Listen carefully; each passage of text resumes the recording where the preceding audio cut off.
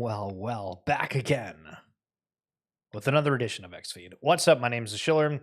Today we are going over the OpenSea drama. We're pretty much staying clear of everything going on with Portnoy and the Libra situation. If you happen to have missed the stream yesterday, I would love for you to go back and check that out, whether it be on X, whether that be on YouTube. Be sure to check it out because it's an absolute wild ride and it continues to unfold in all sorts of different ways. Today we're also going to go over some NFT history, some collections you forgot about, some things that you might not even be familiar with that were around, that were popular at a point, and then things pivoted a little bit and all that kind of crazy stuff. So thank you so much for coming through. If you are watching on YouTube, would love for you to drop a like, and same if you are on X. So G-Funk commenting on the OpenSea situation of basically NFTs being bought and then completely dumped, saying looks like all that historical organic activity is going to become completely and totally worthless. And at face value, I'm like, oh my goodness, you're totally right, because if it's off OpenSea volume overall, sure, there's going to be people that are buying things now, but a lot of people did that back in the day. So the dilution term that you see in some situations across Web3, that would make sense. But then somebody made a comment saying, what? Not true at all. They could say 40% retro, 20% for the beta, and 40% for OpenSea 2, for example. And fair enough, that's a good point. We don't really know how it's going to go, so there is still a little bit of hope. But the idea, for anybody that's not familiar, is that OpenSea hopefully is doing a retroactive reward airdrop for everybody that was heavily buying NFTs when they were a little bit more in demand than they are currently. And speaking of various collections that were really in demand at one point, the Lonely Space Alien Club, if I'm saying that rightly, the Lonely Aliens, I guess they removed the Space Club component of it, but this was a collection that just... I don't know if this was the same time that there was like the Alien Boy Summer, where there was I'm a Degen, which was like these 3D alien figures, if you remember, and then Georgie Boy, an Alien Boy. And Lonely Aliens had their own collection as well. But there was somebody that traded a CryptoPunk for, I want to say, like 100 plus of these at a point. It got a ton of traction. And similarly to yesterday, where we highlighted the Forgotten Runes, or at least Bear Snake, one of the founders, was giving away an NFT. And then there was another collection that was giving away a Mutant Ape Yacht Club. I want to say that it was the Mutant Hounds. And that was the advertising back in the day. It's crazy. Super Bowl, hello from California. Did you like that hockey game that would have been lit to be at live? Like a mini boy. Yo, 3 fights in the first 9 seconds. Unbelievable. Really fun game. Love the jerseys. Love even more the fact that it's happening again Thursday. So 7 p.m. Eastern. Super Bowl says, if you're wanting some good hockey, it's going to be phenomenal. And it was also hilarious that the NBA All-Star game is happening at the same time. And it was just getting completely cooked for that aspect. Board Trippy Ape, not bad. Listen, going for $76,000. The market's kind of weird, but some of these grails still getting sold. So on our NFT history of the day, we forget a lot of things that have happened.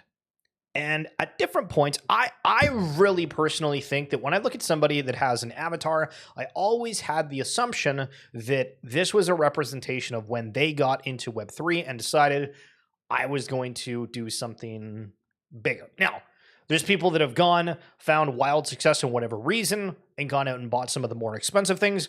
But generally speaking, I've always thought, all right, well, if they have, a Bored Ape profile, they're probably around during that mint, because, I mean, you're forking out a ton of cash for that. And same with Pudgy Penguins. You're either a whale or you're somebody that was in the mint. And some of these smaller collections, you're like, okay, this individual likes having a smaller community. And there was a reputation hit, I guess, across the space from different communities based off single individuals' actions. And one of the most egregious that really got like a ton of backlash was from Yildosaurus, who posted, this was several years ago, if you are rocking a PFP profile picture under $100,000, please don't at me or share your opinion on my wall. I don't care what you have to say. Reality is you need to work harder, move out from your mom's basement, stack ETH and Soul, buy a few real PFPs, then share your opinion. So this goes in like a couple different situations where, one, somebody outed at a point, and I don't remember if this is true or not, but somebody gave this individual like funds to work within the space. And that was one of the reasons that they had it to begin with, because the other person wasn't in the space. And it's weird. If you remember heavy metal, people used to pay a ton, and they still do within Web3 gaming, to have these different teams that are farming or people to potentially even trade for them.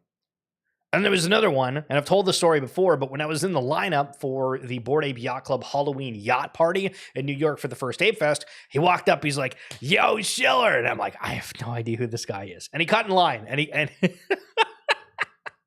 and I'm pretty sure they like cut the line off right behind where we were. So he got in just in the nick of time, but what a wild individual.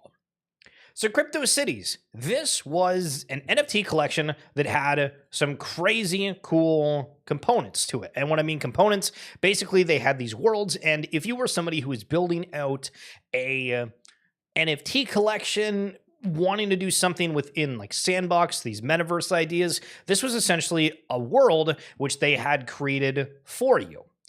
And it felt like things were going a little bit quiet, even though they were going for a ton of money. And back 3 years ago, Sandbox itself, which isn't Crypto Cities, but they bought a gold ape for $2.4 million, which is insane, but we used to see teams really go out and do that. And I remember that there was a Bored Ape Yacht Club world built by Crypto Cities that was highlighted at a point, but I was like, what happened to that? I feel like we didn't see it, or it came out and I didn't jump on it. So I found this BYC Miami 2035 Sandbox experience, and I think this was it, but I don't know why it's not been talked about, why people haven't gone there. It does look kind of cool when you're going around the different spots. I watched this briefly, like they have a full city about it with some branding, the ape coin aspects. I don't know. I think it's cool. I don't know why it didn't really get any attention. From Ava Cloud, powered by AVAX, is honored to be chosen for the next round of Wyoming's Stablecoin Initiative Evaluation Process, WyoStable. The official account of Wyoming Stablecoin Commission, currently operated by Executive Director, likes, retweets, and follows, are not endorsements. What is that? What is that? Is this happening more and more? Where different areas are looking at creating their own commissions around certain things? It's crazy. Okay, so I made a big post yesterday about Doppler Finance, and I was like, guys, what the hell is going on? Because this was a platform that was originally called Lotus Protocol. All the branding, everything said this was going to be a liquid staking token on Root. And I was like, there's no Root mention anywhere off the rip. This is all XRPL stuff. And then I was told, go and rewatch the video. And I was like, all right, let me do so. Imagine if your XRP could earn yield. Imagine harnessing both XRPL and the Root network, bringing users from across ecosystems under one united DeFi experience. Imagine if XRP-Fi wasn't just a dream, but a thriving reality. For months, we've been working to bring this vision to life, offering simple, secure ways to grow your XRP. We set out as Lotus Protocol, pushing boundaries on what a DeFi protocol for XRP and Root could be.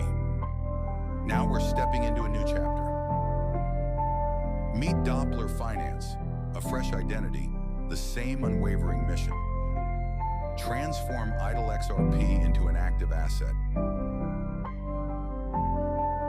Lotus Protocol is now Doppler Finance. Because your XRP should do more than wait.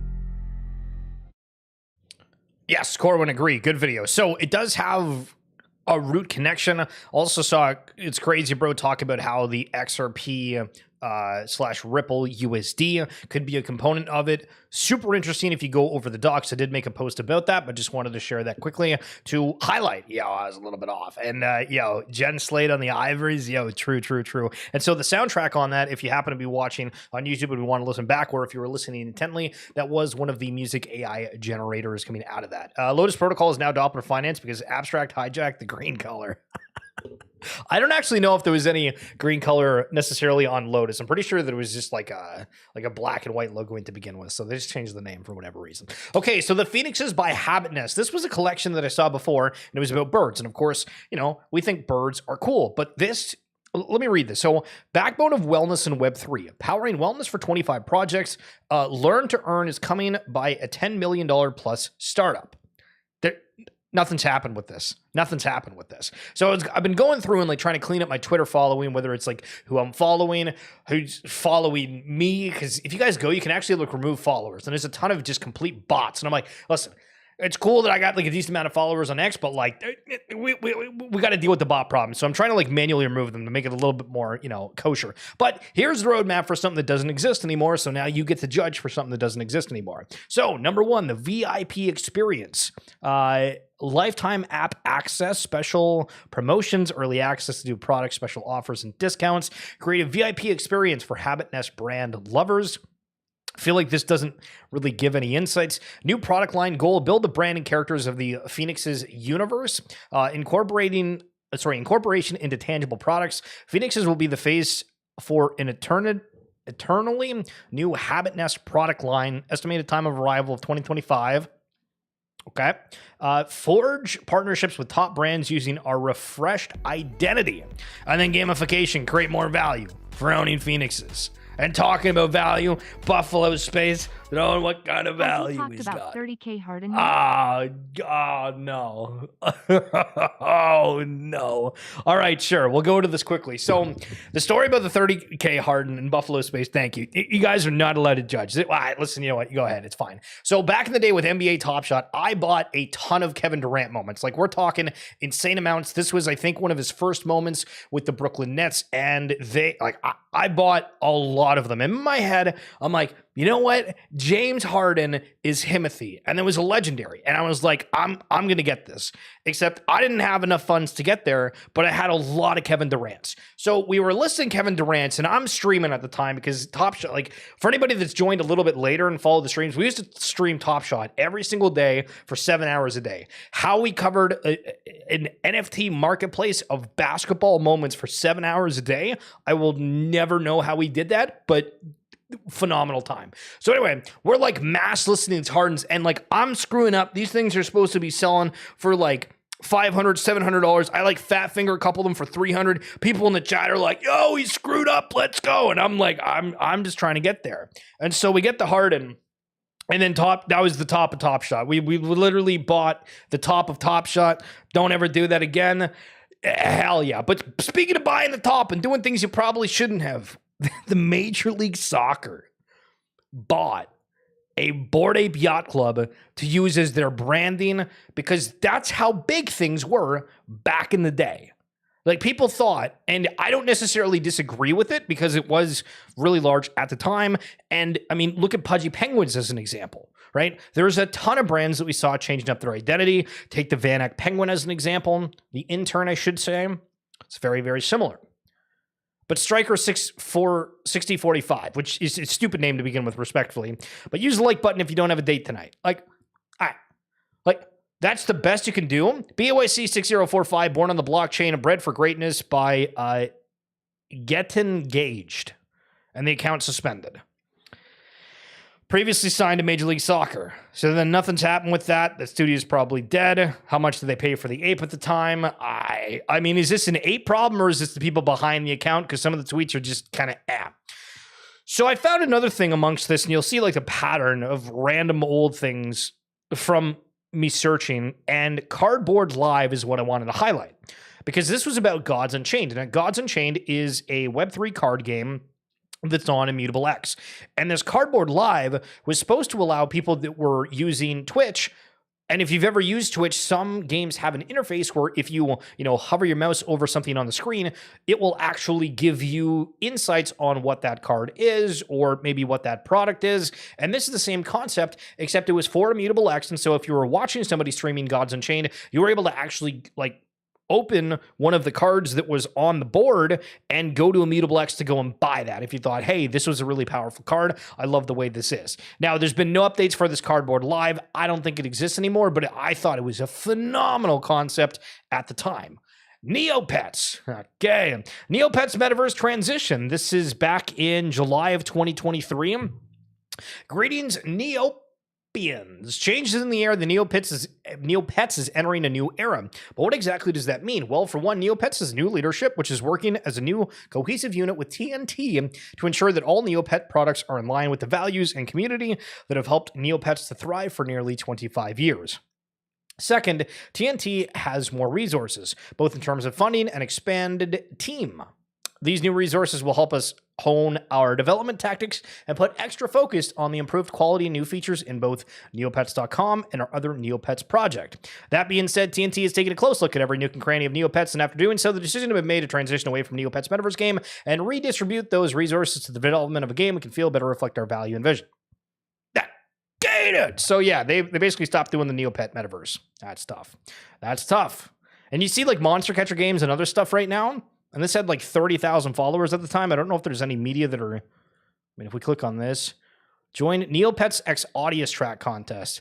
Yo, Audius, yo, that's like a Web3 music streaming playing platform, if I remember correctly. Haven't actually seen that on my timeline in a hot minute. But either way, Neopets was a thing, and it is not anymore. And neither is GameStop NFT. So apparently GameStop NFT is also trying to get out of Canada. So you can message them. You send them an email and be like, yo, we want to buy GameStop Canada. I saw that post today. But again, another thing that in 2023 was active and then just kind of fell off the wayside. Don't really know what was going on with this. I think that it was supposed to be integrated within Immutable X and being a part of their wallet to help with the branding overall, but that went nowhere. Speaking of nowhere, the Super Punk Clown World, I don't even remember what the hell this was called, but there was a punk resident artist that came through. They were working with the CryptoPunk brand. The backlash was unlike anything we've ever seen in history, and people just really hated how these NFTs looked, and that's an example of it. Kind of wild. Slim, if Pudgy Penguins bought OpenSea, this would have never happened. Funny to think about, if certain teams were in charge of other developments, how would things look? Do you have the right people, the right happenings? Would they have the same success? These are all the questions. Look at this. So apparently there was a huge water main that broke in Michigan, and it just flooded and froze everything. Like, that is absolutely terrifying. Absolutely. It's dead of winter. Crazy, crazy, crazy. We also got the Canadian plane crash coming up. If you haven't seen that one, the new angle of it, oh my goodness. Elisa is crashing out on the timeline. Completely done supporting and investing in gaming teams. Doubling down on the select few. Very clear who the real ones are today. Having worked behind the scenes for past 2 years, I'm effing jaded. I don't know if it's incompetence, complacency, or plain stupidity, but I refuse to be naive any longer. And there was certain things, I mean, within like the gaming space as a whole, a lot of questions. A lot of people are screaming like, Web3 gaming, blockchain gaming, it's going to be huge. I think it's going to be for a point, but there's a lot of things that just make you say, that seems a little weird. And I remember one of the collections that I bought back in 21, I interviewed the founder, and they had these guild tokens. And I was like, what does these guild tokens do? And they didn't really have an answer for me. Like, you sold these things for thousands upon thousands of dollars, and you have no idea how it works. That's a problem. That's a problem. So Grok 3 on X, they do have the AI, right? ChatGPT, the DeepSeek. Grok is X's variation of that. And they highlighted last night, I believe, yes, that agents was a part of this. And we always have this notion of everything is always specifically related to Web3 and only Web3, but it's not. And I saw this and I was like, oh boy. Oh boy. Corwin, Web3 gaming will be like any other sector. Those with a solid team and game that is fun will survive. I will survive. I will not. I don't know. There's like an old song that I remember. I'm trying to. It's like not like a bluegrass song. I'm trying to. Neil Young. No, I don't know. There's like you guys will know it if you're old heads out there. Ivar, listen, Ivar. Round of applause for Ivar. I will survive. Okay, Corwin, you know what it is. Thank you for the shout out. But today I'd like to give a shout out to Schillerverse, to one of my favorite content creators out there and the podcast host for RWA segment, which I'm delighted to listen to as soon as it's out. And we do have the new episode out today. Conversation again is about abstract socks, which we can't get into again. $1,000 sock is insane. In the Dilly marketplace, we have security, conversations, a whole bunch of other stuff. I love that Ivar's listening to that. Appreciate any of you guys that do. And again, Ivar, thank you so much for the shout out. Absolute friggin' beauty. And look at this is like my Pokemon trainer shirt. If you've ever played Pokemon Go, the outfits in that game are like kind of wishy-washy. That's my Pokemon Go shirt. Okay, Zumachi Big Bro fought back on this a little bit, but I was like, oh my goodness. I forgot about this. So Digital Art Move raised $11 million in ApeCoin, which is about, 11 million ApeCoin, which is about like $11 million. It's been hovering under $1, a little bit lower, a little bit higher. It's all over the place, but still from the ApeCoin DAO on September 20th of 2023, which is 516 days ago. As far as I know, there have been 0 apes placed in museums since then. Is this the biggest heist in the history of the DAO, or is this something actually being built? With all the craziness that has gone on, we completely forgot about how many people were able to get massive funding from the ApeCoin DAO. Now, there's been some really awesome things that have come out of the DAO. The Bored Ape Gazette is one of them, where they get funding to basically make content. I mean, in theory, I should be out there working, whether it's me submitting, getting an agent to do that, right? Going out to these DAOs being like, yo, we could brand the stream with this stuff if you want to, pay for it. Right, of some sort. And that's what the idea is for people that have an idea. And one of those ideas was having Bored Ape Yacht Clubs in museums for it. And so Matcha goes back and saying, nah, we're like still doing this stuff. We bought the apes. We're having this other thing that's launching on ApeCoin and all this back and forth. But it is wild that we have all the news around everything else, and we completely forget all the shenanigans that were happening previously with the ApeCoin DAO. Not saying that not necessarily one is massively egregious, but again, 516 days and no apes in museums. Okay, the clock is ticking. Hello, player one. Are you ready to start? True. The Root Network is not just a place, it's a movement. Nobody's read this article. I'm not going to lie. This article came out. If you're trying to do big news, don't do it in the next article unless you kind of nudge a whole bunch of people to talk about it. And be like, yo, can you retweet this, make notion of it? Because this I think is pretty good. This is pretty good. Okay. So where the hell is, yeah, there we go. At its core, Featureverse is developing the infrastructure layer that enables this shift. Instead of closed platform, it's creating a permissionless ecosystem where our users don't just participate, they govern, build, and own.